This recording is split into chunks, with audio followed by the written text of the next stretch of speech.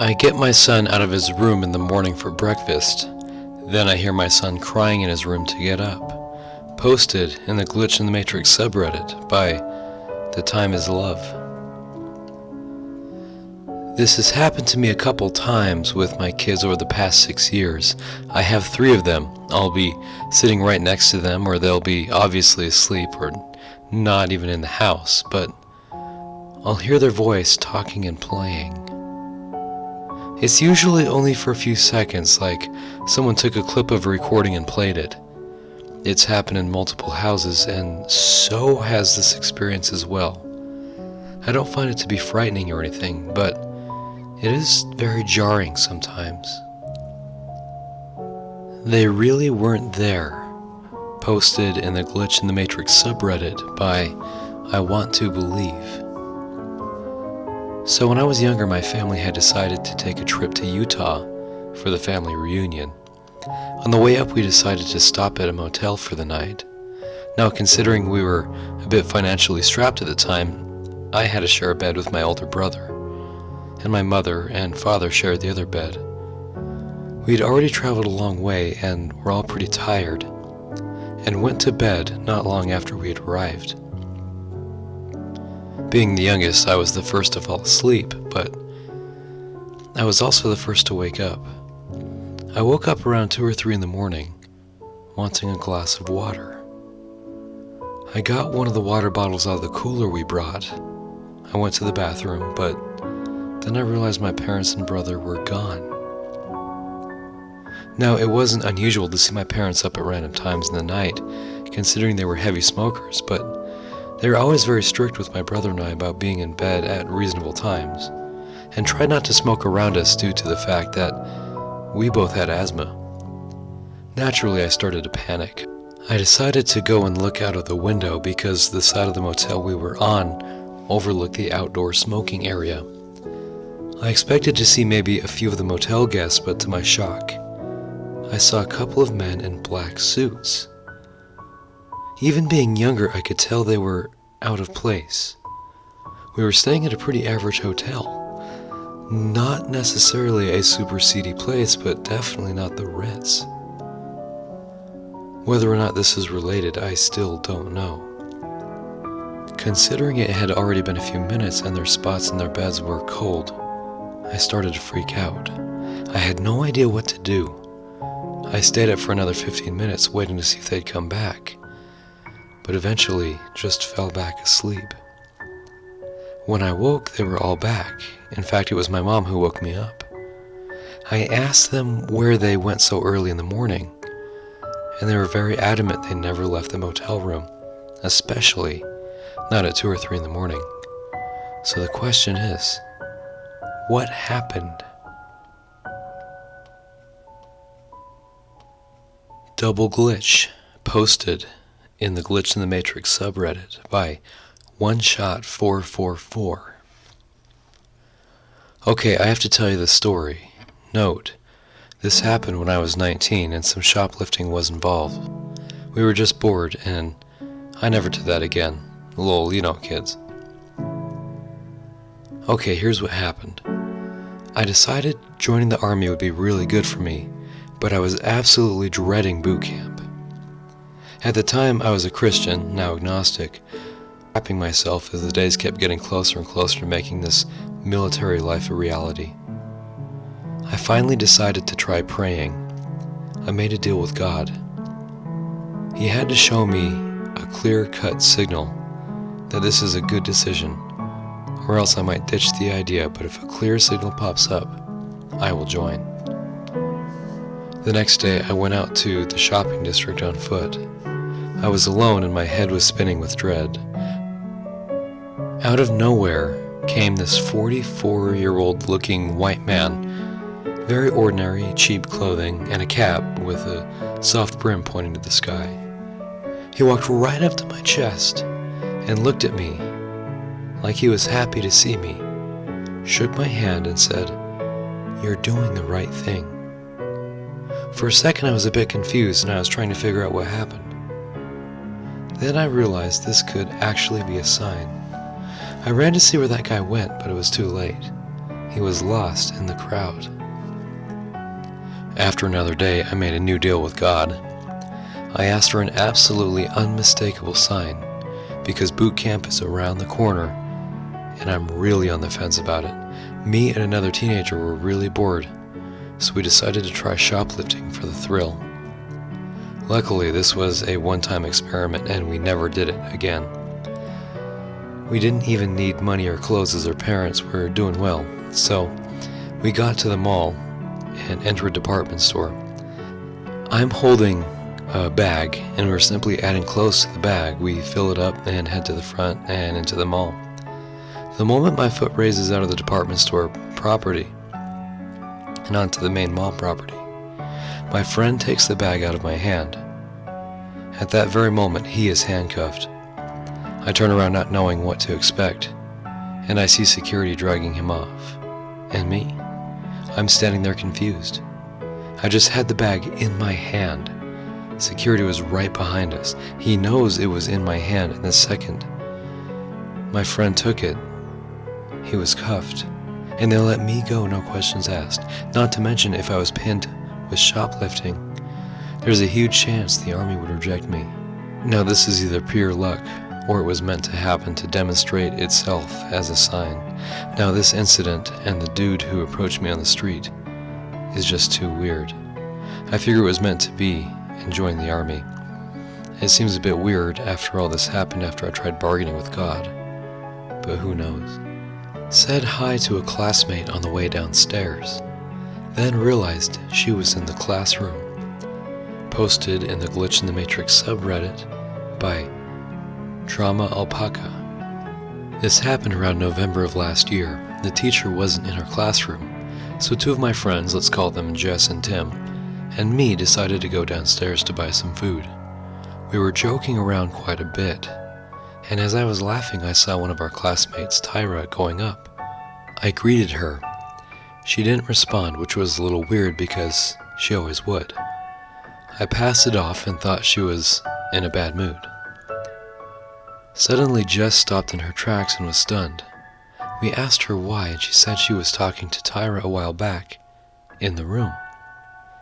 She couldn't have gone downstairs without passing us on her way.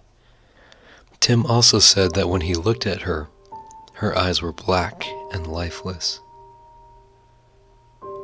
The three of us were shocked, and with that adrenaline we managed to run back into the room. There I saw Tyra, sleeping. We asked our friends if she went down. They said she's been there the whole time. We woke her up and confirmed she didn't go downstairs, and suggested maybe it was her twin sister. But I saw her hair, it was held back in a ponytail, and her sister has short hair and never uses a ponytail. But we also asked her sister just in case, but she said that at the time, they were having a class. I freaked out the whole day because of that. This has disturbed me for years, and I'm fairly sure now it's a glitch. Posted in the Glitch in the Matrix subreddit by UFO You Know. A couple of years ago, my partner and I lived in the rainforest in Victoria, Australia. We lived right at the top of the mountain with a 40 to 60 kilometer of dense rainforest and extremely winding roads in all directions. We often spent the weekend with friends in Melbourne and would always leave late on Sunday night, so we would often not get home till around 3 or 4 a.m. This particular night we were heading home around 3 a.m. It was coming into winter, so it was extremely cold in the forest.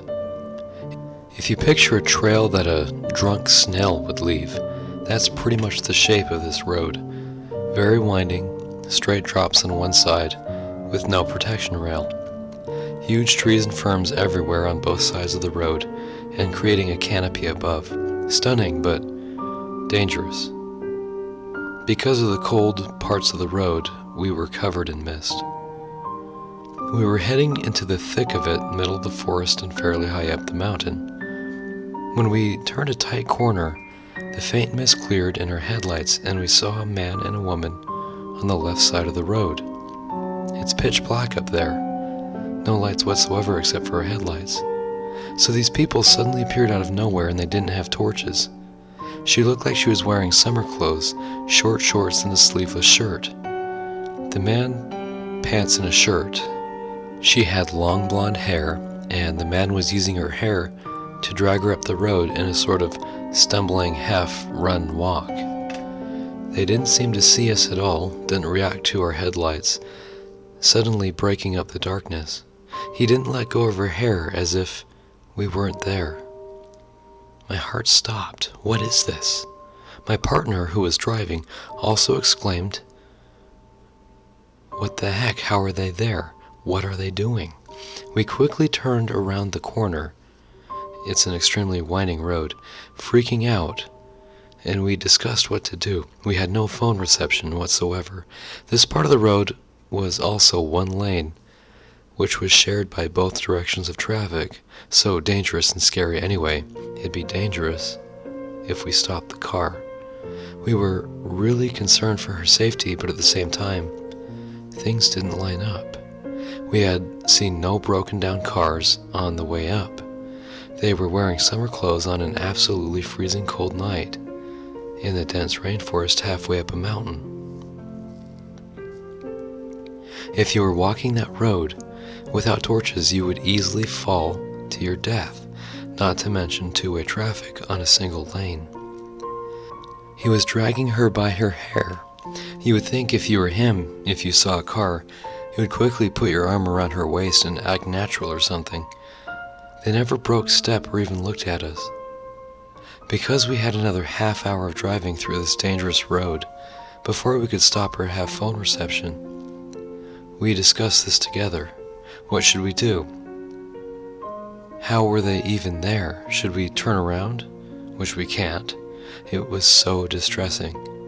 We were filled with such guilt, but at the same time, none of it felt right or possible. It was really concerning. We started doubting if we had seen it or not. Before turning the corner, they were in our view for maybe 5 or 10 seconds. But we had seen them in front of us as we came up. To the side as we passed, I glanced and saw them behind us as well. By the time we reached the top of the hill and had reception, we decided the whole thing was too weird and not right. It just didn't fit. We decided not to call the police as we weren't entirely sure what we saw was real, and the nearest manned police station was around 100 kilometers away. We researched missing people in the area and found nothing. We kept Googling keywords in the following weeks and also found nothing. We have also Googled occasionally over the years. This happened in 2011, and still haven't come up with anything. My partner and I feel that what we saw was definitely a glitch or ghosts. Too much didn't line up. I still carry guilt about it. It was really distressing, and I needed to share. Yellow line of symbols and a trickle of blood appeared on my arm, then disappeared. Posted in the Glitch in the Matrix subreddit by Puppers. 4 years ago, my husband and I were on the way to the gas station on a hot summer day. He went inside to go buy me a drink, and I stayed in the car with the doors locked. After he returned to the car, I unlocked the doors, and we left the gas station to go to my mom's house. The distance from the gas station to my mom's house is very short, about 40 seconds, maybe a minute. There is hardly ever any traffic in the area either, so it's a very short drive. But this time, for some reason, while we were driving, it felt like it had taken a much longer time to get to my mom's house. When we seemed to finally get to my mom's house, I reached for the door, first from the passenger side, and my husband asked me, "What's on your arm?" I told him I had no idea. We sat there, completely stunned. I looked down at my arm, and I saw a long, thin, fluorescent yellow line, strip of something that seemed like symbols from my upper forearm all the way down to my wrist. Not only was there this line, but there was also a trickle of straight line of blood on my upper forearm that was about 2 inches long. At first, I thought the yellow tape was the tape you use at moving companies to label boxes and stuff. After I brushed my hand on my skin, I realized it obviously wasn't tape, it was just on my skin. It seemed like a temporary tattoo, but the letters were in unrecognized symbols. The symbols slightly resembled Korean hagul, that's the closest thing I can think of. My husband told me to go wash it off, so I came into the house and walked to the kitchen and stopped and couldn't even remember why I came into the house. I had completely forgotten. So I turned around and went back to the front door where my husband was to ask him. After I opened the door and saw my husband, I remembered why I came inside, to wash off the fluorescent whatever it was on my arm. But I looked down at my arm and it had completely disappeared. Blood, fluorescent line, and all. I told him I was going to wash it off, but it didn't even need to be washed off. It just seemed to disappear into my skin? I'm not sure. The only thing that remained after that was a pinprick looking dot where the blood had come from on my upper forearm. Not sure if I can ever explain what happened that day. Whenever I try to discuss with my husband, he says he doesn't want to talk about it because he knows it was the weirdest thing that he's ever seen. Paint glitch, posted in the Glitch in the Matrix subreddit by Hudson1212. Well, obviously I've lived in my parents' house for all my childhood, and my room has been blue for as long as I can remember. Visit my parents today, go to my room, and what? The walls are green. They insist the walls have been green forever, and that I must be imagining. But I know those walls were blue. What is this? Teleporting book, posted in the Glitch in the Matrix subreddit by Mirenthil. This happened in Southern California sometime circa 2003-ish. It was in the middle of the afternoon one day and I was hungry for my favorite fast food place. I grabbed a book and headed there. When I arrived, I saw the parking lot was almost totally empty. It was an off hour, so that wasn't a surprise. I parked and got most of the way out of my car before I remembered my book, which was sitting on the passenger seat. I leaned in to grab it, and as I straightened up, I dropped the book. I felt it slip out of my fingers. It was fairly large and heavy paperback, and it made a solid splat as it hit the ground. That annoyed me because it meant the book would be damaged, and I'd spent a lot on this book. It was a German translation of a Discworld book I bought in order to hopefully regain more of the use of the German I'd learned in school. And between the cost of the book and the shipping from Europe, it was not cheap. I looked down for the book and didn't see it. It wasn't in the door frame area of the car either, nor was it under the car, even though it couldn't possibly be under the seat. Power seats, no room for anything under there with that mechanism. I checked there anyway. There were no cars nearby it could have landed under. After checking the area for that book thoroughly, checking the car inside out, I gave up and went to the restaurant to eat, thoroughly mystified. After eating, I came back out and hunted again. Still no book. When I pulled my car out, I checked the area under the car in case I'd missed a spot. No book. Like I said, it wasn't a small book, so it wasn't as though I overlooked it somehow. It was just gone. When I got home, that book was sitting on a chair, placed so that it was facing the door perfectly squarely. There is no chance that it was somehow another copy of the same book, considering the book was foreign. I had to order it from a bookseller in Germany. I doubt there ever was a possibility at all. That many copies in the US total. I still have that book to this day, and it still has the damage on the corner it landed on. I don't have any mental issues, and I was not using any type of drug, so there's no chance it was a hallucination. I never understood anything about this experience. There is no significance to it. It's just a thing that happened. I cannot even guess at an explanation. Needless to say, though, I don't tell very many people about this.